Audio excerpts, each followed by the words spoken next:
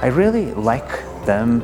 Some of them gets a little bit more personal, which is also nice.